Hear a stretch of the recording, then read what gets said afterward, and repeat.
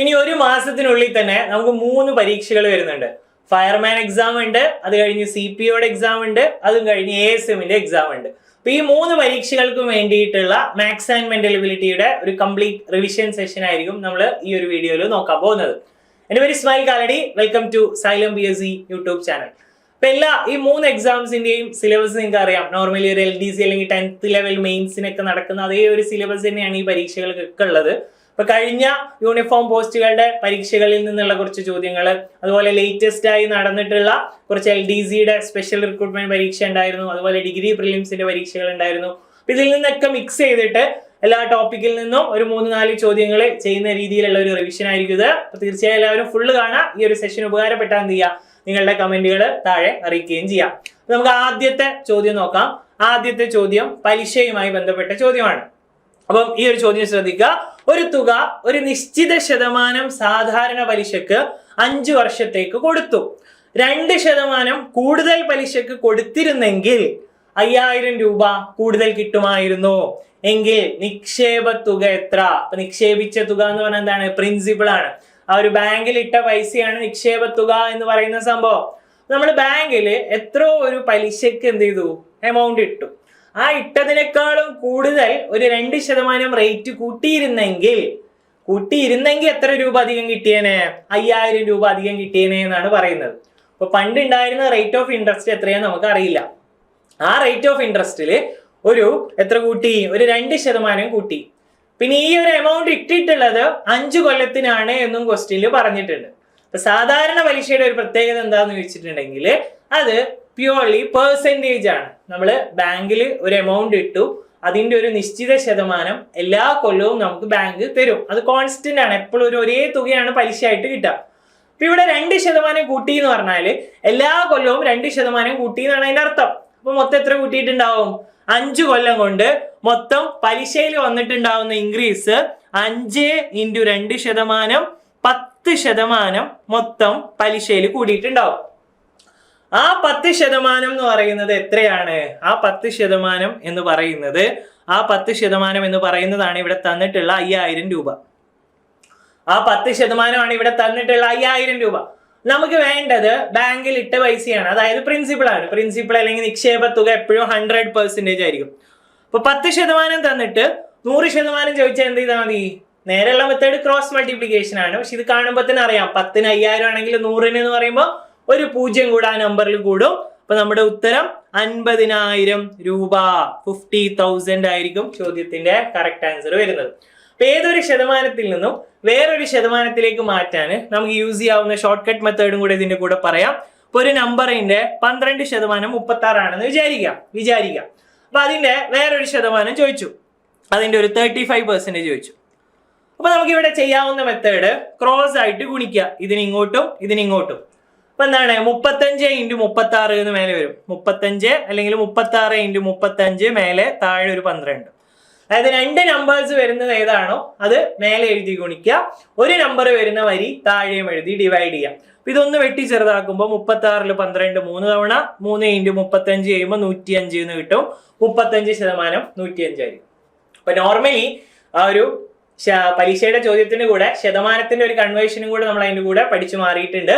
അത് നിങ്ങൾക്ക് എന്ത് ചെയ്യാം, ലാഭത്തിന്റെ നഷ്ടത്തിന്റെയും ക്വസ്റ്റ്യനിലും ഡയറക്റ്റ് ശതമാനത്തിന്റെ ക്വസ്റ്റ്യനിലൊക്കെ യൂസ് ചെയ്യാൻ പറ്റുന്ന ഒരു ഐഡിയ ആണ്. 1% തന്നിട്ട് വേറൊരു ശതമാനം എങ്ങനെയാണ് കാണുന്നത് എന്നുള്ള ഒരു ക്രോസ് മൾട്ടിപ്ലിക്കേഷൻ ഐഡിയ ആണ് അവിടെ പറഞ്ഞത്. അപ്പൊ ഈ ചോദ്യത്തില് 5% കൂട്ടി, അങ്ങനത്തെ 5 കൊല്ലം 2% വീതം കൂട്ടി. അപ്പൊ 10% ടോട്ടൽ കൂടി. നമുക്ക് വേണ്ടത് നിക്ഷേപ തുകയാണ്. അത് എത്രയാണ്? അത് 50000 ആണ്. ഇനി പലിശയുടെ തന്നെ രണ്ടാമത്തെ ചോദ്യം. ഇത് കഴിഞ്ഞ ഒരു ആഴ്ചയുടെ ഉള്ളിൽ നടന്ന LDCയുടെ സ്പെഷ്യൽ റിക്രൂട്ട്മെന്റ് പരീക്ഷയിൽ ചോദിച്ച ക്വസ്റ്റ്യൻ ആയിരുന്നു. 10th ലെവൽ മെയിൻസ് എക്സാം ആയിരുന്നു. 6000 രൂപക്ക് 10% പലിശക്ക് 3 വർഷത്തേക്ക് നിക്ഷേപിച്ചാൽ കിട്ടുന്ന കൂട്ടുപലിശയുടെയും സാധാരണ പലിശയുടെയും വ്യത്യാസം എത്ര എന്നാണ് ചോദ്യം. അപ്പൊ നമ്മൾ നോർമലി കൂട്ടുപലിശ കാണാൻ ഒരു റേഷ്യോ യൂസ് ചെയ്യാറുണ്ട്. 2 കൊല്ലമായാലും 3 കൊല്ലമായാലും 4 കൊല്ലമായാലും ഒക്കെ റേഷ്യോസ് യൂസ് ചെയ്യാറുണ്ട്. അപ്പൊ അതിൽ 2 കൊല്ലത്തിന് നമ്മൾ യൂസ് ചെയ്യുന്ന റേഷ്യോ ആണ് 2:1. 3 കൊല്ലാണെങ്കിൽ 3:1 എന്ന് പറയും. 4 കൊല്ലാണെങ്കിൽ 4:6:4:1 എന്നും പറയും. മാക്സിമം 4 കൊല്ലം വരെയൊക്കെ റേഷ്യോ പഠിച്ചാൽ മതി. നോർമലി PSC ക്വസ്റ്റ്യൻ 2ലോ 3ലോ ആയിരിക്കും ചോദ്യം. ഇത് പക്ഷേ കൂട്ടുപലിശ കാണാനുള്ള റേഷ്യോ ആണ്. ഇതിന് നമ്മൾ ചിലപ്പോൾ മുന്നിൽ ഇവിടെ 1 ഇട്ടിട്ട് അങ്ങനെയും പറയാറുണ്ട്. 1 ഇട്ടിട്ട് വേണമെങ്കിൽ അങ്ങനെയും പറയാം. 1 ഇല്ലെങ്കിലും കുഴപ്പമൊന്നുമില്ല. പലിശ കാണാൻ നമുക്ക് 1ന്റെ ആവശ്യമില്ല. അത് മുതൽ കാണുമ്പോഴാണ് ആ ഒരു 1 നമ്മൾ യൂസ് ചെയ്യുന്നത്. അപ്പൊ ഇവിടെ നമ്മൾ ശ്രദ്ധിക്കേണ്ട കാര്യം ഇത്രയേ ഉള്ളൂ. ഇത് കൂട്ടുപലിശക്കാണ്. നമുക്ക് വേണ്ടത് അവരുടെ വ്യത്യാസമാണ്. അപ്പൊ ഈ വ്യത്യാസം എവിടെ ഉണ്ടാവും എന്ന് ചോദിച്ചാൽ ഇപ്പുറത്തെ സൈഡ് മൊത്തം വ്യത്യാസമായിരിക്കും. അതായത് ആദ്യത്തെ ആ ഒരു വരിയിലുള്ളതിനേക്കാളും കൂടുതൽ എന്ത് വന്നോ അതാണ് വ്യത്യാസം. അപ്പൊ 2 കൊല്ലത്തിന്റെ വ്യത്യാസം എന്ന് പറഞ്ഞിട്ടുണ്ടെങ്കിൽ നമ്മൾ കാണേണ്ട റേഷ്യോ ഈ ഒരു റേഷ്യോ ആയിരിക്കും. ഈ ഒരു 1 എന്ന് പറഞ്ഞ റേഷ്യോ. 3 കൊല്ലത്തിന്റെ വ്യത്യാസം ചോദിച്ചാൽ നമ്മൾ കാണേണ്ട റേഷ്യോ ഇതായിരിക്കും.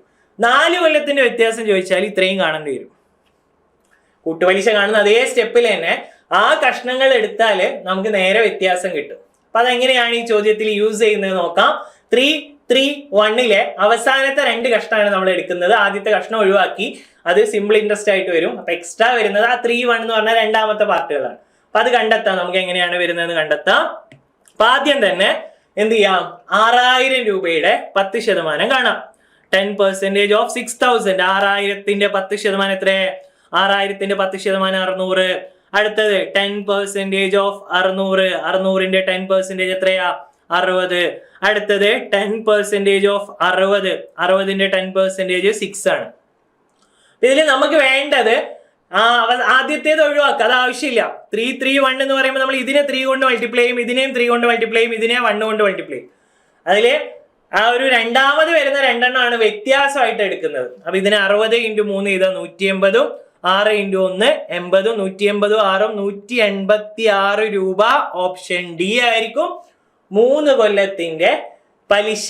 കൂട്ടുപലിശയും സാധാരണ പലിശയും തമ്മിലുള്ള ഡിഫറൻസ് ചോദിച്ചാല് ഇപ്പൊ ചെയ്യേണ്ട മെത്തേഡ് എങ്ങനെയാണ്? 2 കൊല്ലമാണെങ്കിൽ ആ രണ്ടാമത്തെ റേഷ്യോ എടുക്കുക. 3 കൊല്ലമാണെങ്കിൽ ആദ്യത്തേത് ഒഴിവാക്കിയാൽ പിന്നെ 2 എണ്ണം ഉണ്ടാവും. അത് രണ്ടും കൂടെ മൾട്ടിപ്ലൈ ചെയ്തിട്ട്, റേഷ്യോ കൊണ്ട് മൾട്ടിപ്ലൈ ചെയ്തിട്ട് അത് തമ്മിൽ കൂട്ടിയാൽ നമുക്ക് വ്യത്യാസം കാണാം. ഇനി 4 കൊല്ലമാണെങ്കിൽ 4, 6, 4, 1 ആദ്യത്തെ 4 അങ്ങ് ഒഴിവാക്കിയാൽ ബാക്കിയുള്ളതായിരിക്കും വ്യത്യാസം. അപ്പൊ ഒന്നുകൂടെ ആ ഒരു റേഷ്യോസ് നോക്കുക. 2 കൊല്ലത്തിന്റെ റേഷ്യോ ആണെങ്കിൽ 2:1, 3 കൊല്ലാണെങ്കിൽ 3:1, 4 കൊല്ലാണെങ്കിൽ 4, 6, 4, 1. ഇത് മൊത്തത്തിൽ കൂട്ടുപലിശ കാണാനാണ്. ഇനി അതിൽ വ്യത്യാസം കാണാൻ പറഞ്ഞാൽ നിങ്ങൾ ഈ പച്ച പെയിന്റ് അടിച്ച ഭാഗങ്ങളാണ് കാണേണ്ടി വരിക. ആദ്യത്തേതിലാണെങ്കിൽ 1 മാത്രം, 3 കൊല്ലാണെങ്കിൽ 3:1 കാണേണ്ടി വരും, 4 കൊല്ലാണെങ്കിൽ 6, 4, 1 ചെയ്തിട്ട് അതെല്ലാം കൂടെ കൂട്ടേണ്ടി വരും.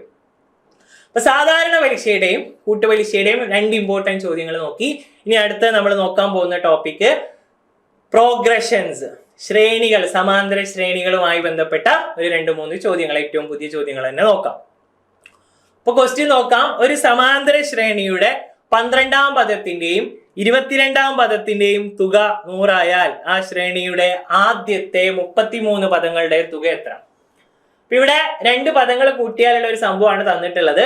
അത് യൂസ് ചെയ്തിട്ട് 33 പദത്തിന്റെ തുക കാണണം. അപ്പോ ആ റിസൾട്ട് എന്തിനാണ് തന്നത് എന്നുള്ളത് നിങ്ങൾക്ക് അതൊന്ന് എക്സ്പാൻഡ് ചെയ്ത് എഴുതി നോക്കുമ്പോൾ മനസ്സിലാവും.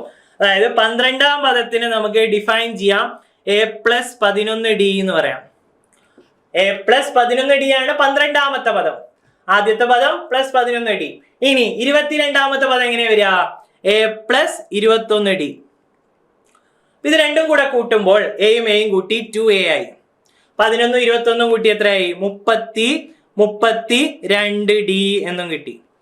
അപ്പൊ 2A + 32D ആണ് എന്ത്? 100 എന്ന് പറഞ്ഞ നമ്പർ. 2A + 32D ആണ് എന്ത്? 100 എന്ന് ചോദ്യത്തിൽ തന്നിട്ടുണ്ട്. 12ാം പദത്തിന് എക്സ്പാൻഡ് ചെയ്ത് എഴുതുന്നത് A+11D, 22ാം പദത്തിന് എക്സ്പാൻഡ് ചെയ്ത് എഴുതുന്നത് A+21D. അത് രണ്ടും കൂടെ കൂട്ടിയപ്പോൾ 2A + 32D 100 എന്ന് കിട്ടി. ഇനി അത് എന്തിനാ കിട്ടിയത്? അത് എവിടെ യൂസ് ചെയ്യാ? അപ്പൊ നമുക്ക് ചോദ്യം നോക്കാം. എന്താണ് ചോദ്യം? 33 പദങ്ങളുടെ തുക എത്ര?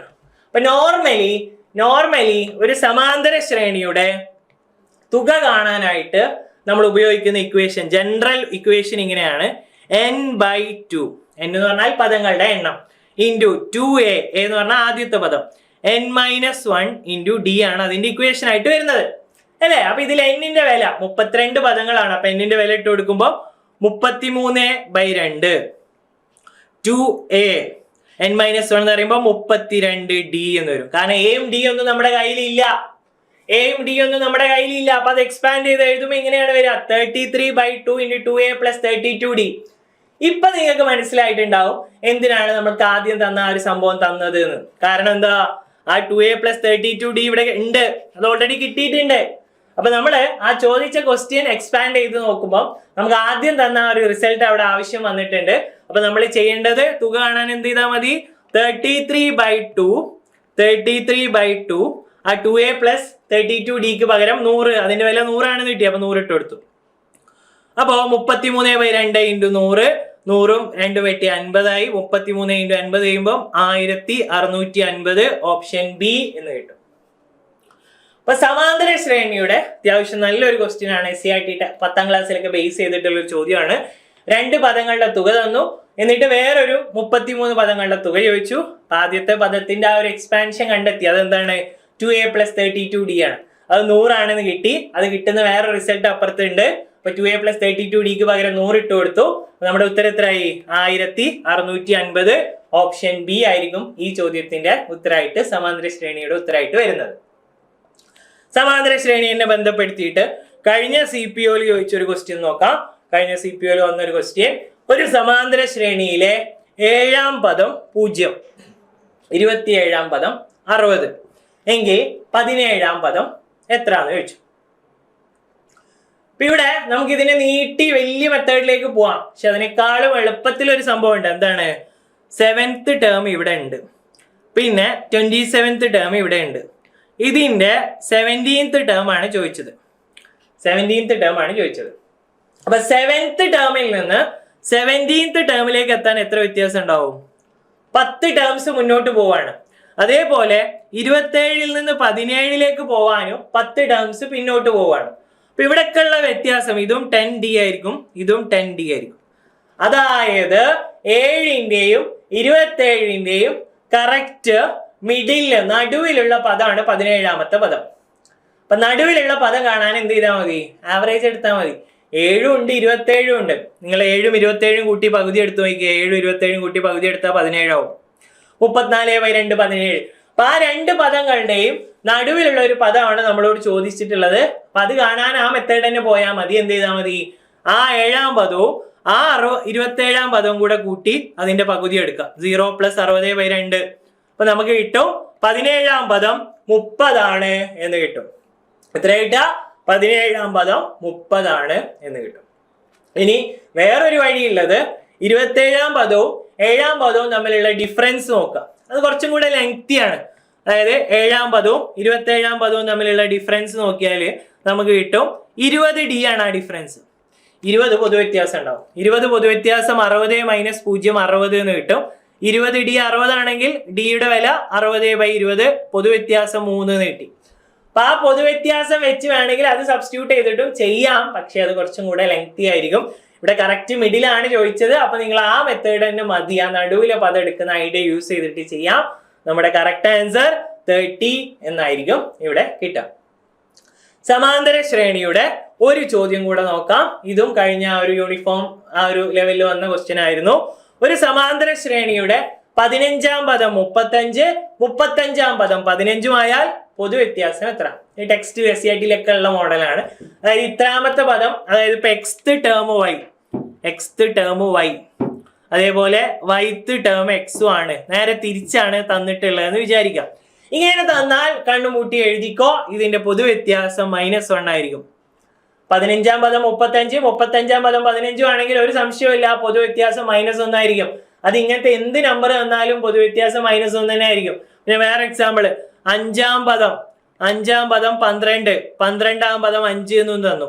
ഇതിലും എന്ത് തന്നെ ആയിരിക്കും, ഒരു സംശയമില്ല, പൊതുവ്യത്യാസം -1 ആയിരിക്കും. അത് വേണമെങ്കിൽ നമുക്ക് പ്രൂവ് ചെയ്യാം. ഞാൻ പറയുന്നത് അങ്ങനെയാണ്, പഠിച്ചു വെച്ചാൽ മതി. xth ടേം y-ഉം yth ടേം x-ഉം ആണെങ്കിൽ പൊതുവ്യത്യാസം -1, ഒരു സംശയമില്ല. അതെങ്ങനെയാണ് വരുന്നത് നമുക്കൊന്ന് നോക്കാം. അപ്പം 35ാം പദവും ഉണ്ട്, 15ാം പദവും ഉണ്ട്. അപ്പൊ 35ാമത്തെ പദത്തിൽ നിന്ന് ഞാൻ 15ാമത്തെ പദം കുറച്ചു എന്ന് വിചാരിക്കാം. ഒരു AP-യിലെ 2 പദങ്ങളുടെ വ്യത്യാസം എന്ന് പറഞ്ഞാൽ എപ്പോഴും എന്തായിരിക്കും, ആ സ്ഥാനങ്ങളുടെ വ്യത്യാസം അത്രയും d. അപ്പൊ സ്ഥാനങ്ങളുടെ വ്യത്യാസം എന്ന് പറയുമ്പോൾ 35ൽ നിന്ന് 15 കുറക്കുക 20, അത്രയും d, 20d ആയിരിക്കും. അപ്പൊ ഇതിന് പകരം നമ്പർ ഇട്ട് കൊടുക്കുമ്പോൾ 15ാം പദമാണ് 35ാം പദമാണ് 15. അപ്പൊ 15 - 35 എന്ന് വരും. അപ്പൊ 20d - 20 ആണ് അപ്പൊ ഡിയുടെ വില -20/20 -1 എന്ന് കിട്ടും. അതാണ് അതിന്റെ പ്രൂഫ്. ആ ഒരു സംഭവത്തിന്റെ പ്രൂഫ് ഇതാണ്. പക്ഷെ നിങ്ങൾ ഇങ്ങനെ പഠിച്ചാൽ മതി. 15 വന്നു 35, 35 വന്നു 15 ആണെങ്കിൽ ഉറപ്പാണ് എന്ത് D-1 ആയിരിക്കും എന്നുള്ള കാര്യം ഉറപ്പാണ്. അപ്പൊ നമ്മള് പലിശയുമായി ബന്ധപ്പെട്ട 2 ഇമ്പോർട്ടന്റ് ചോദ്യങ്ങൾ നോക്കി. AP സമാന്തര ശ്രേണിയുമായി ബന്ധപ്പെട്ട 3 ഇമ്പോർട്ടന്റ് ചോദ്യങ്ങൾ നോക്കി. എല്ലാം ഏറ്റവും ലേറ്റസ്റ്റ് ആയി പരീക്ഷകളിൽ വന്ന ചോദ്യമായിരുന്നു. അടുത്തതായിട്ട് നമ്മൾ നോക്കാൻ പോകുന്നത് എക്സ്പോണൻസുമായി ബന്ധപ്പെട്ട ചോദ്യങ്ങളാണ്. എക്സ്പോണൻസ് നിങ്ങൾക്ക് അറിയാം, ഇപ്പോഴത്തെ ഒരു ഹോട്ട് ടോപ്പിക് ആണ്. മിക്കവാറും എല്ലാ പരീക്ഷയിലും ഒരു എക്സ്പോണൻസ് കൃത്യങ്ങൾ ചോദ്യങ്ങൾ ഉണ്ടാവാറുണ്ട്. ഇത് കഴിഞ്ഞ ആ ഒരു ആഴ്ചയിൽ LDCയുടെ ആ ഒരു സ്പെഷ്യൽ റിക്രൂട്ട്മെന്റ് ഫോർ ST എന്ന് പറഞ്ഞ പരീക്ഷയിൽ ചോദിച്ച ക്വസ്റ്റ്യൻ ആയിരുന്നു. ക്വസ്റ്റ്യൻ നോക്കാം. 27 പവർ എക്സ് ഡിവൈഡഡ് ബൈ 3² എന്ന് പറഞ്ഞാല് 3 പവർ 7 ആണ് എന്ന് കിട്ടി. എങ്കിൽ എക്സിന്റെ വില എത്രയാണെന്ന് ചോദിച്ചു. അപ്പൊ ഫസ്റ്റ് കാര്യം, ഇതിൽ എല്ലാത്തിന്റെയും ബേസ് സെയിം ആക്കണം. ഒന്ന് 27, മറ്റേത് 3, അപ്പുറത്ത് 3 ആണ്. അപ്പൊ നമുക്ക് എന്ത് ചെയ്യാം, 27നെയും 3ന്റെ പവർ ആക്കാം. 27നെ 3 power 3 whole power x divided by 3² into 3 power 7. ഇനി നമുക്ക് വേണ്ടത് എന്താ? നമുക്ക് വേണ്ടത് എക്സിന്റെ വിലയാണ്. അപ്പൊ എക്സിന്റെ വില കാണാൻ എക്സ് ഉള്ള ടേം മാത്രം അവിടെ വെച്ച് ബാക്കിയുള്ളതെല്ലാം അപ്പുറത്തേക്ക് കൊണ്ടുപോവാം. അപ്പൊ 3 പവർ 3x മാത്രം ഇവിടെ വെച്ചു. ഈ 3² ഇവിടെ ഡിവിഷനിലാണ്, അതായത് ഇതിങ്ങനെ താഴെയാണ്. 3 പവർ 3x ഡിവൈഡഡ് ബൈ 3² താഴെയാണ്, ഡിവിഷനിലാണ്. അപ്പൊ ഡിവിഷനിലുള്ള പദം ലെഫ്റ്റ് സൈഡിൽ നിന്ന് റൈറ്റ് സൈഡിലേക്ക് പോകുമ്പോൾ ഇവിടെ എത്തുമ്പോൾ അത് എങ്ങോട്ടാ പോവാ? മേലോട്ടാ പോവാ, മൾട്ടിപ്ലിക്കേഷൻ ആവും. അപ്പൊ ഈ ക്വസ്റ്റ്യൻ ഇങ്ങനെ ആവും, 3 പവർ 7 ഇൻറ്റു 3². ഇപ്പൊ 7ഉം 2ഉം കൂട്ടണം. എക്സ്പോണന്റ് റൂൾ എന്താണ്? സെയിം ബേസിലുള്ള സംഖ്യകൾ ഗുണിക്കുമ്പോൾ പവർ തമ്മിൽ കൂട്ടണം. അപ്പൊ 7 2 കൂട്ടി 9 ആയി. ഇപ്പൊ 3 പവർ 3x-ഉം 3 പവർ 9ഉം ഈക്വൽ ആണ്. അതായത് ഇവിടെ ഉള്ള പവറുകൾ നോക്കുക. 3x-ഉം ഇവിടെ 9ഉം ആയി. അപ്പൊ 3x എന്തിന് തുല്യമാണ്? 3x 9ന് തുല്യമാണ്. എക്സിന്റെ വില 3 ആയിരിക്കും. ഓപ്ഷൻ എ ആണ് ചോദ്യത്തിന്റെ ഉത്തരം. ഈ ഒരു ക്വസ്റ്റ്യൻ ചെയ്യാനുള്ള ഫസ്റ്റ് സ്റ്റെപ്പ് എന്താണ്? ബേസ് സെയിം ആക്കുക. എക്സ്പോണൻസിന്റെ എല്ലാ ക്വസ്റ്റ്യനിലും ഇങ്ങനെ അൺനോൺ ആയിട്ടുള്ള ഒരു പവർ കണ്ടുപിടിക്കാനുള്ള ചോദ്യമാണെങ്കിൽ ആദ്യം ചെയ്യേണ്ട കാര്യം എന്താണ്? മറക്കണ്ട, ബേസ് സെയിം ആക്കുന്നു. ആധാരം എല്ലാ നമ്പേഴ്സിന്റെയും താഴെയുള്ള ആ ഒരു ബേസ് ഈക്വൽ ആക്കി കൊണ്ടുവരുന്നു. അങ്ങനെ ആക്കാൻ പറ്റുന്ന നമ്പേഴ്സേ ആ ക്വസ്റ്റ്യനിൽ തരുള്ളൂ. അപ്പൊ അതിനെ കുറിച്ച് ആലോചിച്ച് പേടിയാവേണ്ട ആവശ്യമില്ല. അങ്ങനെ ആക്കാൻ പറ്റുന്ന നമ്പേഴ്സേ ക്വസ്റ്റ്യനിൽ തരുള്ളൂ, ഉറപ്പാണ്. അടുത്ത ക്വസ്റ്റ്യൻ നോക്കാം. ഡിഗ്രി ലെവലിൽ ചോദിച്ചതായിരുന്നു. ഇതിന്റെ ഒരു പ്രൊവിഷണൽ കീ ഒക്കെ തെറ്റായിട്ടാണ് വന്നത്. പക്ഷെ ആ ക്വസ്റ്റ്യൻ എങ്ങനെയാണ് കറക്റ്റ് ചെയ്യുന്നത് നോക്കാം നമുക്ക്. ഇവിടെ ഓൾറെഡി ബേസ് സെയിം ആണ്. 625 പവർ 0.16ഉം 625 പവർ 0.09 ആണ്.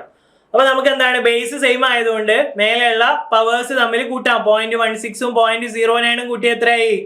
625 പവർ 0.25 എന്ന് കിട്ടും. 0.25 ആണ് മേലെ വരുന്നത്. 0.25 ആണ് മേലെ വരുന്നത്.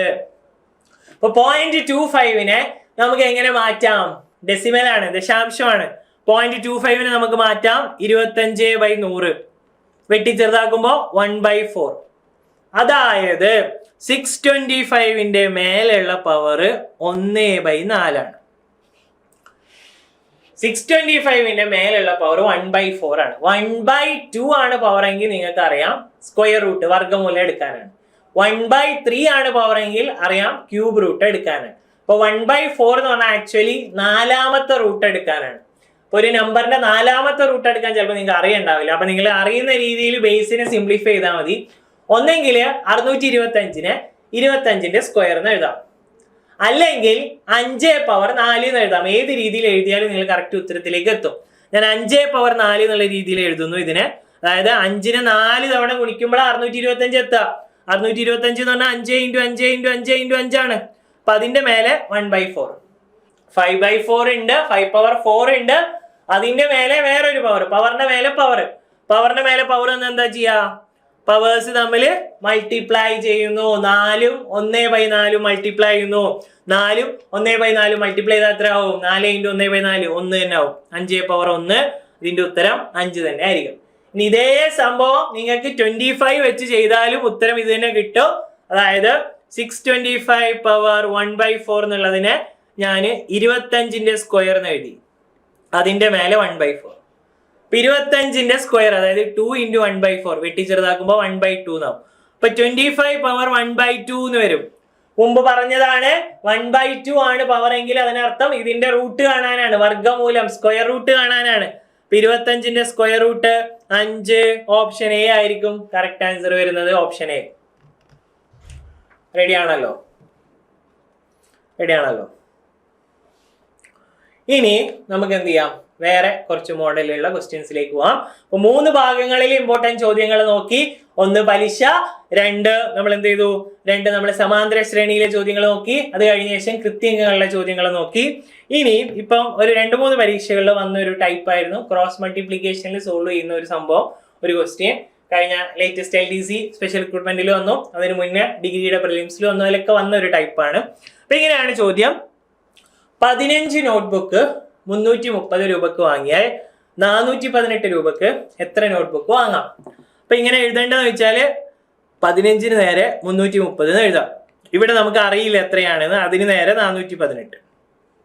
അപ്പൊ നമ്മൾ ശതമാനത്തിൽ ചെയ്ത അതേ ക്രോസ് മൾട്ടിപ്ലിക്കേഷൻ ഇവിടെയും ചെയ്യാൻ പറ്റും. ശതമാനത്തിൽ എങ്ങനെയാണോ ചെയ്ത അതേ സംഭവം തന്നെ, അതായത് ഇതിന് ഇങ്ങോട്ടും ഇത് താഴോട്ടും വരും. അപ്പൊ ഇങ്ങനെ വരിക 418 × 15 ഡിവൈഡഡ് ബൈ 330 എന്ന് വരും. 418 × 15 ഡിവൈഡഡ് ബൈ 330 എന്ന് വരും. അപ്പൊ ഈ 15ഉം 330ഉം കൂടെ ഡിവൈഡ് ചെയ്യാം. 15ൽ ഒരു തവണ, 330ല് 15 എത്ര തവണ പോവും? 2, പിന്നെ ഒരു 2, 22 തവണ പോവും. പിന്നെ എന്ത് നോക്കിയാൽ മതി? 418 ഡിവൈഡഡ് ബൈ 22 ചെയ്താൽ മതി. ആദ്യം 2 കൊണ്ട് ഡിവൈഡ് ചെയ്യാം. അപ്പൊ 209 എന്ന് വരും ഇവിടെ. ഇതിനെ 2 കൊണ്ട് ഡിവൈഡ് ചെയ്യുമ്പോൾ, ഇതിനെ 2 കൊണ്ട് ഡിവൈഡ് ചെയ്യുമ്പോൾ 11 എന്ന് വരും. അപ്പൊ 209ൽ എത്ര 11 ഉണ്ട് എന്ന് ചോദിച്ചാല് ഒരു തവണ 11, 99, 9 തവണ 19 ആയിരിക്കും നമ്മുടെ ഉത്തരം. 15 നോട്ട്ബുക്കിന്റെ വില 330 ആണെങ്കിൽ 418 രൂപക്ക് നമുക്ക് 19 നോട്ട്ബുക്ക് ആണ് കിട്ടുക. അപ്പൊ ഇങ്ങനെ ക്രോസ് മൾട്ടിപ്ലിക്കേഷൻ വരുന്ന എല്ലാ ചോദ്യത്തിലും, അതായത് 15ന് നേരെ ഇത്ര പൈസ, അപ്പൊ ഇനി ഇവിടെ ഇത്ര പൈസക്ക് നേരെ എത്ര നോട്ട്ബുക്ക്, ക്രോസ് മൾട്ടിപ്ലിക്കേഷൻ ആണ്. ഒരു നമ്പർ തന്നിട്ടില്ല. അപ്പൊ ഒരു നമ്പർ തരാത്ത ഇങ്ങനത്തെ ഏത് ക്വസ്റ്റ്യൻ ആയാലും, പെർസെന്റേജ് ആയാലും, റേഷ്യോ ആയാലും, എന്തായാലും ഇതേ മെത്തേഡ് തന്നെയാണ്. നേരെയുള്ള 2 എണ്ണം വരുന്നത് മേലെ എഴുതി ഗുണിക്കുന്നു, ഒന്നുള്ളത് താഴെ എഴുതി ഡിവൈഡ് ചെയ്യുന്നു. അവരെ സിംപ്ലിഫൈ ചെയ്താൽ ഉത്തരം കിട്ടും. റെഡിയാണല്ലോ? അങ്ങനെയാണെങ്കിൽ ഡിഗ്രി ലെവലില് ഈ ഒരു ഭാഗത്തിൽ വന്നൊരു ചോദ്യം നോക്കിക്കേ. ഒരു ടാങ്കിന്റെ 1/4 ഭാഗത്തിൽ 135 ലിറ്റർ വെള്ളം ഉൾക്കൊള്ളാൻ കഴിയും. അതായത് 1/4 നേരെയാണ് എന്ത്? 135. അടുത്തത് ഇവിടെ എത്ര ഭാഗമാണ് എന്നാണ് ചോദ്യം. വെള്ളം തന്നിട്ടുണ്ട് 180 ആണെന്ന് തന്നിട്ടുണ്ട്.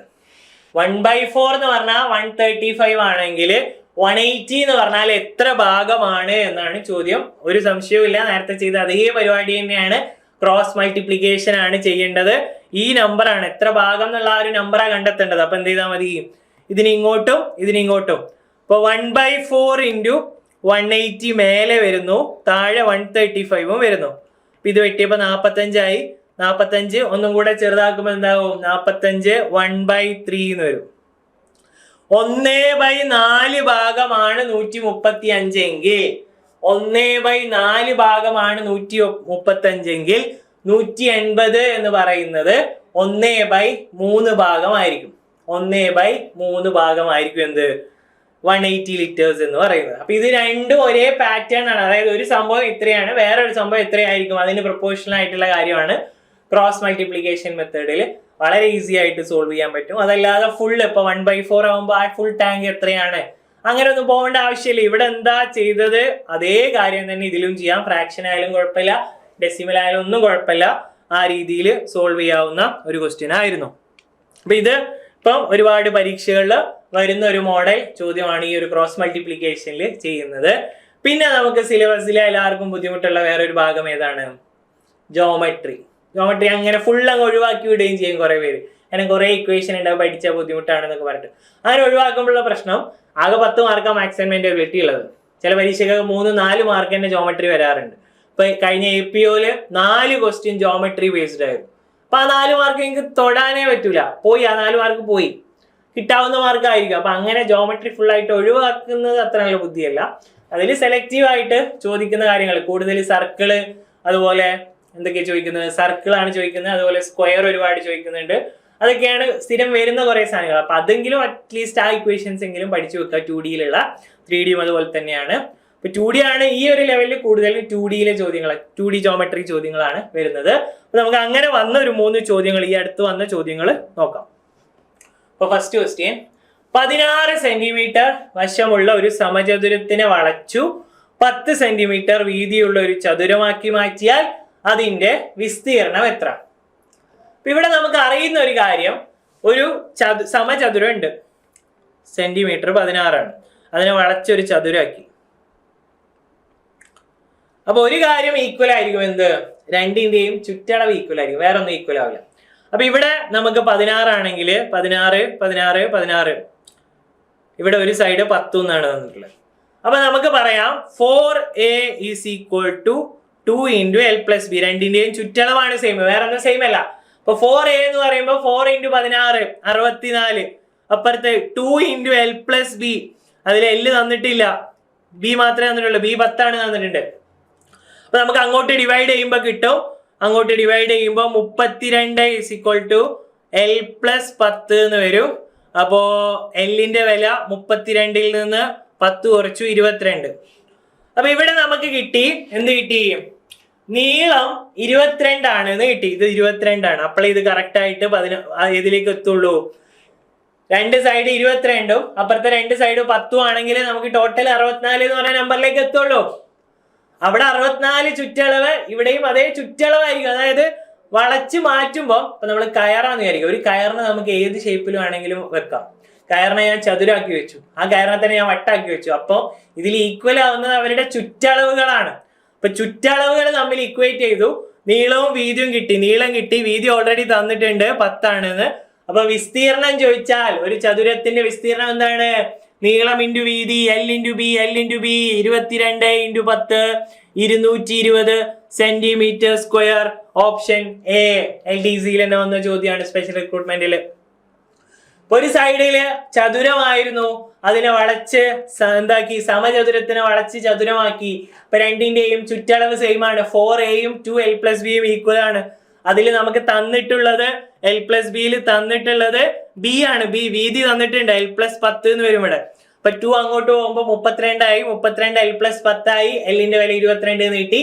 എല്ലും ബിയും കിട്ടിയാൽ വിസ്തീർണം കാണാം. വിസ്തീർണം 220 സെന്റിമീറ്റർ സ്ക്വയർ.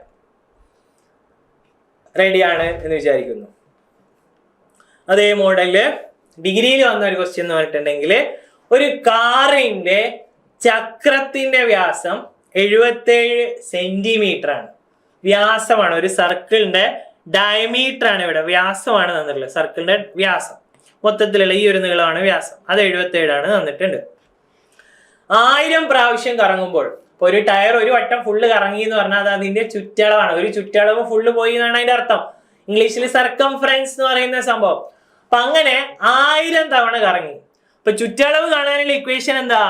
2πr ആണ്. 2πr 1000 തവണ പോയാൽ എത്രയാണ് എന്നാണ് ചോദ്യം. ഇപ്പൊ 2 ഇൻറ്റു πr എന്ന് പറയുമ്പോൾ 22/7. റേഡിയസ് ഇവിടെ 77 അല്ല, 77/2 ആണ്, ഇൻറ്റു 1000 എന്ന് വരും.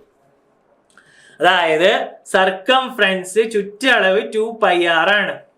അറിയാലോ. അപ്പൊ ചക്രം ഒരു വട്ടം കറങ്ങുമ്പോൾ 2πr പോകും. അങ്ങനെ 1000 വട്ടം കറങ്ങണം. അപ്പം റേഡിയസ് 77/2, 77 അല്ല 77/2 ആണ്. 77 ഡയമീറ്റർ ആണ്. അപ്പൊ റേഡിയസ് അതിന്റെ പകുതിയേ ഉണ്ടാവുള്ളൂ.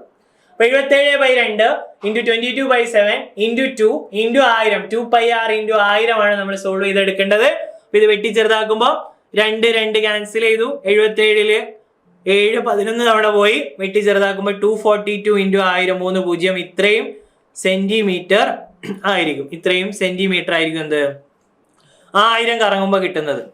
ഇനി നമ്മളോട് ചോദിച്ചത് എത്ര മീറ്റർ ആവുമെന്നാണ്. 1000 കറങ്ങുമ്പോൾ ഇത്രയും കിട്ടുമെങ്കിൽ എത്ര മീറ്റർ ആണെന്ന് ചോദിച്ചിട്ടുണ്ടെങ്കിൽ എന്ത് ചെയ്യുക? നമ്മളൊരു 2 0 ഡിവൈഡ് ചെയ്യുക. സെന്റിമീറ്ററിനെ മീറ്റർ ആക്കാൻ 100 കൊണ്ട് ഡിവൈഡ് ചെയ്യുക. അപ്പൊ 2420 മീറ്റർ എന്ന് കിട്ടും. അപ്പൊ ആലോചിക്കുക, ഒരു ചക്രം കറങ്ങുന്നു എന്ന് പറഞ്ഞാൽ അത് ആ ചിത്രത്തിന്റെ ആ വൃത്തത്തിന്റെ ചുറ്റളവാണ്. 1000 വട്ടം കറങ്ങി എന്ന് പറഞ്ഞാൽ അത് ആ വൃത്തത്തിന്റെ 1000 ചുറ്റളവിന് തുല്യമാണ്. നമ്മൾ 1000 ഇൻറ്റു ചുറ്റളവ് ചെയ്യുക, അതിൽ നിന്ന് സോൾവ് ചെയ്തെടുത്ത ഉത്തരം കിട്ടും. ഇപ്പൊ 2Dയിൽ ഇമ്പോർട്ടന്റ് ആയിട്ടുള്ള ലേറ്റസ്റ്റ് വരുന്ന പാറ്റേണിലുള്ള 2 ചോദ്യങ്ങൾ നോക്കി. ഇനി നമുക്ക് ടൈം ആൻഡ് വർക്കിൽ വളരെ ഈസി ആയിട്ടുള്ള ചോദ്യങ്ങളൊക്കെ നിങ്ങൾക്ക് അറിയാമായിരിക്കും. കുറച്ച് ബുദ്ധിമുട്ടായിട്ട് വന്നിട്ടുള്ള 2 ചോദ്യങ്ങൾ കൂടെ നോക്കാം. കുറച്ച് ഡിഫറെന്റ് ആയിട്ട് യൂണിഫോം പോസ്റ്റിൽ തന്നെ വന്ന 2 ചോദ്യങ്ങളാണ് ഇത്. രണ്ടും ഡിഫറെന്റ് ആയിട്ട് വന്ന 2 ക്വസ്റ്റ്യൻസ് ആണ്. അത്ര എളുപ്പമുള്ള ക്വസ്റ്റ്യൻസ് അല്ല, കുറച്ചും കൂടെ ഒരു കോംപ്ലിക്കേറ്റഡ് ആയിട്ടുള്ള രീതിയിൽ വന്ന ക്വസ്റ്റ്യൻസ് ആണ്. അപ്പൊ ചോദ്യം നോക്കാം. എ, ബി, സി എന്നിവർക്ക് യഥാക്രമം 20, 30, 60 ദിവസങ്ങളിൽ ഒരു ജോലി ചെയ്യാൻ കഴിയും. എക്ക് ഒരു ജോലി ചെയ്യാൻ 20 ദിവസം, ബിക്ക് അതേ ജോലി ചെയ്യാൻ 30 ദിവസം, സിക്ക് അതേ ജോലി ചെയ്യാൻ 60 ദിവസം. ഇനി ഓരോ 3-ാം ദിവസവും ബി, സി എന്നിവർ സഹായിച്ചാൽ എക്ക് എത്ര ദിവസത്തിനുള്ളിൽ ജോലി പൂർത്തിയാക്കാൻ കഴിയും എന്നാണ് ചോദ്യം. അപ്പൊ ആദ്യത്തെ 2 ദിവസം എ ഒറ്റയ്ക്ക് ജോലി ചെയ്യാണ്. 3-ാമത്തെ ദിവസം ആവുമ്പോൾ എന്താ സംഭവിക്കുന്നത്? ബിയും സിയും കൂടെ എയുടെ കൂടെ വരുന്നുണ്ട്. നമ്മൾ ആദ്യം ഇവരുടെ എഫിഷ്യൻസി, ടോട്ടൽ വർക്ക് കണ്ടെത്തുന്ന ആദ്യം എഫിഷ്യൻസി എടുക്കാം. 20, 30, 60 LCM 60 ജോലിയാണ് തീർക്കേണ്ടത്. അതിൽ എയുടെ എഫിഷ്യൻസി 3 ആണ്, ബിയുടെ എഫിഷ്യൻസി 2 ആണ്, സിയുടെ എഫിഷ്യൻസി 1 ആണ്. എ ആണ് ജോലി ചെയ്യുന്നത്. അപ്പൊ ഫസ്റ്റ് ദിവസം നോക്കിയാൽ നിങ്ങൾക്ക് അറിയാം, ഫസ്റ്റ് ദിവസം ജോലി ചെയ്യുന്നത് എ ഒറ്റക്കാണ്, 3 ജോലി. സെക്കൻഡ് ഡേ നോക്കുമ്പോഴും എ ഒറ്റക്കാണ്, 3 ജോലി. ഇനി തേർഡ് ഡേ നോക്കുമ്പോൾ ഇവരെല്ലാവരും കൂടെ വരും. അന്ന് സഹായിക്കാൻ മറ്റവരും കൂടെ വന്നു. അപ്പൊ എത്ര ദിവസമായി? അപ്പൊ എത്രയായി? 3 + 2 + 1 6 ജോലി 3-ാമത്തെ ദിവസം നടക്കും. അപ്പൊ ആദ്യത്തെ ദിവസം എയുടെ എഫിഷ്യൻസി പ്രകാരം 3 ജോലി, 2-ാമത്തെ ദിവസവും എയുടെ എഫിഷ്യൻസി പ്രകാരം 3 ജോലി, 3-ാമത്തെ ദിവസം എയുടെ കൂടെ ബിയും സിയും കയറി വന്നു. അപ്പൊ ടോട്ടൽ എഫിഷ്യൻസി 6 ആയി. അപ്പൊ 3 ദിവസം കൊണ്ട് ഇവർ എത്ര ജോലി തീർത്തു? 3 + 3 + 6 12 ജോലിയായി. 60 തീർക്കണം ടോട്ടല്, അത് മറക്കരുതേ. ടോട്ടൽ തീർക്കേണ്ടത് 60 ആണ്. 60-ല് 12 ആയി. 3 ദിവസം ആയപ്പോ 12 ആയി. അപ്പൊ നമ്മൾ ഇതില് മുമ്പ് പണ്ടൊക്കെ ചെയ്യുന്നത് എന്താണ്? നേരെ 60 കണ്ടു ആ എഫിഷ്യൻസി കൊണ്ട് ഡിവൈഡ് ചെയ്യാം. ഇവിടെ അങ്ങനെ ഡിവൈഡ് ചെയ്താൽ കറക്റ്റ് ആയിട്ടുള്ള ദിവസം കിട്ടൂല. കാരണം അതിങ്ങനെ മാറുന്നുണ്ട്, ഇടയ്ക്ക് എഫിഷ്യൻസി മാറുന്നുണ്ടല്ലോ. അപ്പൊ അതിങ്ങനെ തന്നെ ഈ ഒരു മൾട്ടിപ്പിൾസിൽ പോവുക. അടുത്തത് 6, 3 ഡേ 12 ആണ്. അപ്പൊ 6 ദിവസം ആകുമ്പോൾ എന്താവും? ഒരു 12 കൂടെ കയറി 24 ആവും. 9 ദിവസം ആകുമ്പോൾ വീണ്ടും 12 ഏടി 36 ആവും. 12 ദിവസം ആകുമ്പോൾ 48 ആയി. 15 ദിവസം ആകുമ്പോൾ 60 വർക്ക് തീർന്നു. അപ്പൊ ഈ 12ന്റെ മൾട്ടിപ്പിൾസ് ആയിട്ടാണ് പോകുന്നത്. ഓരോ 12 ജോലിക്കും 3 ദിവസം വേണം. അപ്പൊ എത്ര 12 ഈ 60-നുള്ളിലുണ്ട്? 60-നുള്ളിൽ 5 12 ഉണ്ട്. പക്ഷെ 5 ദിവസം എന്ന് പറയാൻ പറ്റില്ല, കാരണം ഓരോ 12-നും 3 ദിവസമാണ്. അതുകൊണ്ടാണ് ഇങ്ങനെ തന്നെ എഴുതിയത്. 3 ദിവസത്തിന് 12, 6 ദിവസത്തിൽ 24 ആയി, 9 ദിവസത്തിൽ 36 ആയി, 12 ദിവസത്തിൽ 48 ആയി, 15 ദിവസത്തിൽ 60 ആയി. അപ്പൊ ഇങ്ങനെ ഇടയിൽ ആളുകൾ കയറി വന്നു, ഹെൽപ്പ് ചെയ്തു, ഓൾട്ടർനേറ്റ് ജോലി ചെയ്യുന്നു എന്നൊക്കെ പറഞ്ഞ ക്വസ്റ്റ്യനില് നേരെ ടോട്ടൽ വർക്ക് എടുത്തിട്ട് എഫിഷ്യൻസി കൊണ്ട് ഡിവൈഡ് ചെയ്താൽ ശരിയാവണം എന്നില്ല. അപ്പൊ നമ്മൾ ആ ദിവസത്തിന്റെ ആ ഒരു കാൽക്കുലേഷൻ ഇപ്പൊ ഇവിടെ നമ്മൾ നോക്കുകയാണെങ്കിൽ ഇങ്ങനെ ചെയ്യാം. 60/12 5 എന്ന് കിട്ടും. പക്ഷെ 5 ദിവസമല്ല, 5 സെറ്റാണ്. ഓരോ 5 സെറ്റിനും 3 ദിവസം വീതം പോകുന്നുണ്ട്. 12 എടുത്ത 3 ദിവസത്തിനാണ്. അപ്പൊ വേണമെങ്കിൽ 5 കണ്ടിട്ട് 5 × 3 ചെയ്ത് 15 ആക്കാം. അപ്പൊ അതിലും നല്ലത് അങ്ങനെ സ്റ്റെപ്പ് ബൈ സ്റ്റെപ്പ് ആയിട്ട് എഴുതി നോക്കിയാൽ ക്ലിയർ ആയിട്ട് കിട്ടും, കുഴപ്പമൊന്നുമില്ല. ഇത് ടൈം ആൻഡ് വർക്കിൽ നോർമലി വരുന്ന ഒരു ടൈപ്പ് അല്ല, ഡയറക്റ്റ് ഡിവിഷൻ അല്ല. ഓരോ 2 ദിവസത്തിനിടയിലും ആള് കൂടുന്ന ടൈപ്പാണ്. അപ്പൊ നേരെ എഫിഷ്യൻസി വെച്ച് ഡിവൈഡ് ചെയ്താൽ ഇവിടെ ഉത്തരം കറക്റ്റ് ആയിട്ട് കിട്ടിക്കൊള്ളണം എന്നില്ല. ഇതേപോലെ തന്നെ ടൈം ആൻഡ് വർക്കിൽ എപ്പോഴും എല്ലാവർക്കും ബുദ്ധിമുട്ടുള്ള ഒരു ടൈപ്പാണ് ആൻഡ് ടൈപ്പ് ക്വസ്റ്റ്യൻ. അതായത് ക്വസ്റ്റ്യനിൽ 2 പ്രസ്താവനകളുണ്ട്. അപ്പൊ ആ പ്രസ്താവനകൾ സോൾവ് ചെയ്ത് അവരുടെ കാര്യക്ഷമത കണ്ടെത്തി, ആ കാര്യക്ഷമത വെച്ച് ടോട്ടൽ വർക്ക് കണ്ടെത്തി, അതിനെ അവിടെ പറഞ്ഞൊരാളുകളെ കൊണ്ട് ഡിവൈഡ് ചെയ്തിട്ട് കുറച്ച് സ്റ്റെപ്പുള്ള വലിയ ക്വസ്റ്റ്യൻ ആണ്. വന്നാൽ ചെയ്യാൻ പ്രശ്നമൊന്നുമില്ല, സ്ഥിരമായ ഒരു റൂട്ടിൽ തന്നെ പോയാൽ മതി. പക്ഷെ കുറച്ച് സമയം എടുക്കുന്ന ഒരു ടൈം ആൻഡ് വർക്ക് ക്വസ്റ്റ്യൻ ആണ് ആൻഡിന്റെ ക്വസ്റ്റ്യൻ. കഴിഞ്ഞ CPO 2024 CPOയിൽ ആൻഡ് ക്വസ്റ്റ്യൻ ഉണ്ടായിരുന്നു. അപ്പൊ ആ ഒരു ചോദ്യമാണ് നമ്മൾ ഇതിൽ നോക്കാൻ പോകുന്നത്. 4 പുരുഷന്മാരും 8 സ്ത്രീകളും. അപ്പൊ എന്ത് ചെയ്യാ? 4M എന്ന് എഴുതുക. പുരുഷന്മാർക്ക് M, സ്ത്രീകള് W, 8W. അവര് 10 ദിവസം കൊണ്ട് ഒരു ജോലി തീർക്കുന്നു. ഇതേ ജോലി അപ്പുറത്തെ സൈഡിൽ ആരൊക്കെയാണ്? 3 പുരുഷന്മാരും 7 സ്ത്രീകളും 12 ദിവസം കൊണ്ട് തീർക്കുന്നു. ഒരു സൈഡില് 4 പുരുഷന്മാരും 8 സ്ത്രീകളും 10 ദിവസം, അപ്പുറത്തെ സൈഡിൽ 3 പുരുഷന്മാരും 7 സ്ത്രീകളും 12 ദിവസം കൊണ്ട് ആ ജോലി തീർക്കും. എല്ലാ ആൻഡിന്റെ ക്വസ്റ്റ്യനിലും ഇതുപോലെ 2 പ്രസ്താവനകൾ വരുന്ന എല്ലാ ക്വസ്റ്റ്യനിലും ആദ്യം ഇങ്ങനെ ഇക്വേഷൻ ഉണ്ടാക്കി എഴുതാം. ഇനി ഈ ഇക്വേഷൻ ഫുൾ സോൾവ് ചെയ്തിട്ട് അതിൽ നിന്ന് എമ്മിനും ഡബ്ല്യുവിനും കറസ്പോണ്ടിങ് ആയിട്ടുള്ള ഒരു വാല്യൂ, അതായത് അവരുടെ എഫിഷ്യൻസി, എമ്മിന്റെയും ഡബ്ല്യുവിന്റെയും എഫിഷ്യൻസി കണ്ടെത്താണ് ഫസ്റ്റ് സ്റ്റെപ്പ്. ഈ ഇക്വേഷൻ എടുത്ത് എഴുതാതെ ഫസ്റ്റ് സ്റ്റെപ്പ്. രണ്ടാമത്തെ സ്റ്റെപ്പിൽ എഫിഷ്യൻസി സോൾവ് ചെയ്തെടുക്കാം. എഫിഷ്യൻസി സോൾവ് ചെയ്തെടുത്താൽ തന്നെ ക്വസ്റ്റ്യന്റെ ഒരു 75% ആയി, പിന്നെ കുറച്ചേ ഉണ്ടാവുള്ളൂ. അപ്പൊ അതുവരെയുള്ള സ്റ്റെപ്പുകൾ വളരെ ഇമ്പോർട്ടന്റ് ആണ്, ശ്രദ്ധിച്ച് ചെയ്യുക. വെട്ടി ചെറുതാക്കുന്നതൊക്കെ ശ്രദ്ധിച്ച് ചെയ്യാം. അപ്പൊ 4 × 10 40 എന്ന് വരും, 8 × 10 80 W എന്ന് വരും, 3 × 12 36, 7 × 12 84 W. അപ്പൊ എമ്മിനെ ഒരു സൈഡിലേക്ക് പിടിച്ചു, 40 M മൈനസ് 36 M, അതുപോലെ 84 W മൈനസ് 80 W. അപ്പൊ 4 M is equal to 4 W. അപ്പൊ എന്തായി last M/W is equal to 4/4 അല്ലെങ്കിൽ 1/1. അതായത് ഈ ക്വസ്റ്റ്യനിൽ രണ്ട് സൈഡിലുമുള്ള എഫിഷ്യൻസി ഈക്വൽ ആണ്. 4 പുരുഷന്മാര് 8 സ്ത്രീകൾ എന്നൊക്കെ പറയുന്ന രണ്ടുപേരുടെയും എഫിഷ്യൻസി ഈക്വൽ ആണ് എന്ന് കിട്ടി. M/W 1/1. മെന്നിന്റെയും വിമന്റെയും എന്താണ് ജോലി ചെയ്യാനുള്ള കപ്പാസിറ്റി രണ്ടുപേരുടെയും ഈക്വൽ ആണ് എന്ന് കിട്ടി. എല്ലാ ക്വസ്റ്റ്യനിലും ഇതുപോലെ സ്റ്റെപ്പ് എഴുതി എം എല്ലാം ഒരു സൈഡിലേക്കും ഡബ്ല്യു എല്ലാം ഒരു സൈഡിലേക്കും കൊണ്ടുപോയി എമ്മും ഡബ്ല്യുവും തമ്മിലുള്ള റേഷ്യോ എടുക്കുകയാണ് ചെയ്യേണ്ടത്. ഇവിടെ ചെയ്തു വന്നപ്പോൾ രണ്ടും 4/4, അതായത് 1 എന്ന് കിട്ടി. ഇനി നമ്മുടെ സ്റ്റെപ്പ് ക്വസ്റ്റ്യനില് ഈ എഫിഷ്യൻസി ഇട്ടാല് ടോട്ടൽ വർക്ക് കിട്ടും. അത് ക്വസ്റ്റ്യന്റെ ഏതെങ്കിലും ഒരു സൈഡിൽ, ഏത് സൈഡിൽ വേണമെങ്കിലും ഇടാം. ഞാനിപ്പോ ലെഫ്റ്റ് സൈഡിൽ തന്നെ അത് സബ്സ്റ്റിറ്റ്യൂട്ട് ചെയ്തു എന്ന് വിചാരിക്കുക. അപ്പൊ ഇങ്ങനെയാ വരിക 4M + 8W × 10. ഇതിൽ ഞാൻ എന്ത് ചെയ്തു, ഇത് ഞാൻ എഫിഷ്യൻസി 1 എന്നാണ് കിട്ടിയത്, അത് ഇട്ട് കൊടുത്തു. 4 × 1 + 8 × 1 × 10 120 എന്ന് കിട്ടും. എല്ലാ ക്വസ്റ്റ്യനിലും ആദ്യം ഈ ഇക്വേഷൻ ഇതുപോലെ വൃത്തിക്ക് എഴുതുക, എല്ലാം ഒരു സൈഡിലേക്ക് മാറ്റുക, അവർ തമ്മിലുള്ള എഫിഷ്യൻസി എടുക്കുക. എന്നിട്ട് ആ എഫിഷ്യൻസി നമ്മൾ തുടക്കത്തിൽ ഉണ്ടായിരുന്ന ഇക്വേഷനിൽ കൊണ്ടുപോയിട്ട് ടോട്ടൽ വർക്ക് കണ്ടെത്താം. അത് കണ്ടെത്തി. ഇനി ടോട്ടൽ വർക്കിനെ നമുക്ക് ഇവിടെ ആവശ്യമുള്ള കാര്യം കൊണ്ട്, ഇവിടെ 8 പുരുഷന്മാരെ കൊണ്ടാണ് ഡിവൈഡ് ചെയ്യാൻ പറഞ്ഞത്. അപ്പൊ 120 / 8 men. ചിലപ്പോൾ അവിടെ പറയും 8 പുരുഷന്മാരും 8 സ്ത്രീകളും കൂടെ എന്ന് പറയും. അപ്പൊ 8M + 8W. അല്ലെങ്കിൽ 2 പുരുഷന്മാരും 1 സ്ത്രീ എന്ന് പറയും. അപ്പൊ 2M + 1W. ഇനിയിപ്പോ ഒരു സ്ത്രീ മാത്രമാണെന്ന് പറഞ്ഞാൽ 1W കൊണ്ട് ഡിവൈഡ് ചെയ്യുക. അപ്പൊ എന്താ പറഞ്ഞത് താഴെ അതുകൊണ്ട് ഡിവൈഡ് ചെയ്യുക. അപ്പൊ എമ്മിന്റെ വില നമുക്ക് ഓൾറെഡി അറിയാം, 1 ആണ്. അപ്പൊ 8 × 1 എന്ന് വരും. 15 ദിവസമായിരിക്കും ഇവിടെ കറക്റ്റ് ആൻസർ ആയിട്ട് കിട്ടുന്നത്, ഓപ്ഷൻ ബി. ഇപ്പൊ ടൈം ആൻഡ് വർക്കിന്റെ ചോദിച്ചതിൽ തന്നെ വളരെ ഡിഫറെന്റ് ആയിട്ടുള്ള 2 ചോദ്യങ്ങൾ, അതുപോലെ ഒന്ന് ആൻഡിന്റെ ക്വസ്റ്റ്യൻ, മറ്റേത് ഇടയിൽ ആളുകൾ എഫിഷ്യൻസി കണ്ടെത്തുന്ന രീതിയിലുള്ള ചോദ്യങ്ങളുമാണ് നമ്മൾ നോക്കിയിട്ടുണ്ടായിരുന്നത്.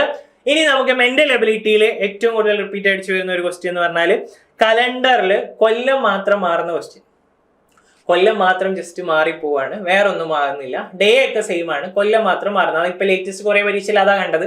ഡിഗ്രിയിൽ ചോദിച്ചു, അതിന് മുന്നിലുള്ള ഒരു പരീക്ഷയിൽ ചോദിച്ചു, LDC സ്പെഷ്യൽ ക്രിമിനലൊക്കെ അതാ ചോദിച്ചത്. ഡേ മാറുന്നില്ല, ഇയേഴ്സ് മാത്രം മാറുന്നു. ആ ഒരു ചോദ്യത്തിന്റെ 2 എക്സാമ്പിളും കൂടെ നോക്കാം. അപ്പൊ ഇങ്ങനെയാണ് ചോദ്യം ഉണ്ടാവുക. 2007 ജനുവരി 1 തിങ്കളായാൽ 2011 ജനുവരി 1 ഏത് ദിവസം? അപ്പൊ ജസ്റ്റ് 4 കൊല്ലം മുന്നോട്ട് പോയി. അപ്പൊ ഇങ്ങനെ കൊല്ലം മാത്രം മുന്നോട്ട് പോകുന്ന ക്വസ്റ്റ്യനിൽ ഒറ്റപ്പെട്ട ദിവസം കണ്ടെത്താനുള്ള ഷോർട്ട് കട്ട് എന്താണ്? Difference plus number of leap years. ഈ 2 കൊല്ലങ്ങളും തമ്മിലുള്ള വ്യത്യാസം പ്ലസ് അതിവർഷങ്ങളുടെ എണ്ണം. ഇപ്പൊ ഡിഫറൻസ് 4 ആണ്, അതിവർഷങ്ങളുടെ എണ്ണം ഈ 2 എണ്ണത്തിന് ഇടയിൽ ഏതാ അതിവർഷം ഉള്ളത്? 4 കൊണ്ട് ഹരിക്കാൻ പറ്റുന്ന വർഷം ഏതാ ഉള്ളത്? 2007, 2008 ഉണ്ട്, 2009, 2010, 2011 ഏതേ ഉള്ളൂ? 2008 മാത്രമേ ഉള്ളൂ. അപ്പൊ 4 + 1 5 ഓട്ടേ ഉണ്ടാവും. അപ്പൊ എല്ലാ ക്വസ്റ്റ്യനിലും വ്യത്യാസം പ്ലസ് അതിവർഷങ്ങളുടെ എണ്ണം ആയിരിക്കും ഒറ്റപ്പെട്ട ദിവസം. ഒറ്റപ്പെട്ട ദിവസം ഇവിടെ 5 ആണ്. ഇനി എന്ത് ചെയ്യാ? 5 കൂട്ടണം. ഏതിനോട് 5 കൂട്ടണം? തിങ്കളിനോട് 5 കൂട്ടണം. തിങ്കൾ + 5. തിങ്കളിനോട് 5 കൂട്ടുമ്പോ ചൊവ്വ, ബുധൻ, വ്യാഴം, വെള്ളി, ശനി. 5 കൂട്ടിയാൽ ശനി ആയിരിക്കും ഉത്തരം. ഓപ്ഷൻ സി ശനി എന്ന ഉത്തരം കിട്ടും. ഇപ്പൊ കൊല്ലം മാത്രം മാറുന്നു, ദിവസം മാറുന്നില്ല, മാസവും മാറാത്ത ക്വസ്റ്റ്യൻസിൽ difference plus number of leap years use ചെയ്താൽ നിങ്ങൾക്ക് ഒറ്റപ്പെട്ട ദിവസം കണ്ടെത്താം. വളരെ ഈസി ആയിട്ട് ചെയ്യാം. ഡിഗ്രി സെക്കൻഡ് സ്റ്റേജിൽ ജയിച്ച ഒരു ക്വസ്റ്റ്യനും കൂടെ അതേ ലോജിക്ക് തന്നെ. 26/1/2025 ഞായറാഴ്ചയാണെങ്കിൽ 26/1/2028 ഏതാഴ്ചയായിരിക്കും. അപ്പൊ ഇവിടെ വ്യത്യാസം 3 ആണ്. പ്ലസ് ലീപ് ഇയറിന്റെ എണ്ണം എത്രയാ? 0 ആണ്. 2028 ലീപ് ഇയർ ആണ്, പക്ഷെ അതിൽ ഫെബ്രുവരി എത്തിയിട്ടില്ല. അതിനെ ലീപ് ഇയർ ആയിട്ട് കൂട്ടാൻ പറ്റൂല. ജനുവരി വരെയുള്ള ക്വസ്റ്റ്യൻ ആണ്. അപ്പൊ 3 + 0 3 തന്നെ വരും. അപ്പൊ നമ്മൾ 3 കൂട്ടിയാൽ മതി. ഞായർ + 3, ഞായറാഴ്ചയോട് ഒരു 3 കൂട്ടിയ ഉത്തരം കിട്ടും. തിങ്കൾ, ചൊവ്വ, ബുധൻ. ഉത്തരം ബുധനാഴ്ചയായിരിക്കും. ഉത്തരം ബുധനാഴ്ചയായിരിക്കും. അപ്പൊ നമ്മള് മാത്സിലെ വളരെ ഇമ്പോർട്ടന്റ് ആയിട്ടുള്ള ഇപ്പോൾ ഏറ്റവും ലേറ്റസ്റ്റ് പരീക്ഷകളൊക്കെ ചോദ്യം വരുന്ന കുറച്ച് ഏരിയാസ് ആണ് നോക്കിയത്. പിന്നെ വരാൻ പോകുന്ന ഫയർമാന് അതുപോലെ CPO ASM ഈ 3 പരീക്ഷകൾ പ്രിപ്പയർ ചെയ്യുന്നവർക്കും ഹെൽപ്ഫുൾ ആയിട്ടുള്ള ചോദ്യങ്ങളായിരുന്നു ഇത്. ഈ ഒരു സെഷൻ ഉപകാരപ്പെട്ടാൽ വീഡിയോ എല്ലാവരും ലൈക്ക് ചെയ്യുക. അതുപോലെ നിങ്ങളുടെ വീഡിയോയുടെ താഴെ നിങ്ങളുടെ കമന്റ്സ് അറിയിക്കുക. നമുക്ക് വേറെയും മറ്റൊരു റിവിഷൻ സെഷനുമായിട്ട് വീണ്ടും കാണാം. Thank you.